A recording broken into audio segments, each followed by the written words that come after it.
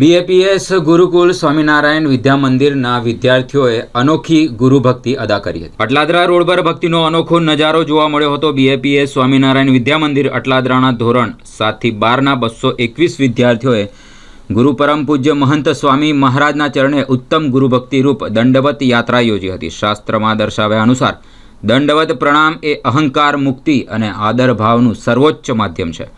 ગુરુ પ્રત્યે આદર અને સમર્પણ અર્થે 9 થી 1 વાગ્યા દરમિયાન રાત્રે યોજાયેલી આ યાત્રામાં દરેક વિદ્યાર્થીએ વ્યક્તિગત રીતે જાહેર માર્ગ પર 200 દંડવત કરી ગુરુભક્તિ અદા કરી હતી।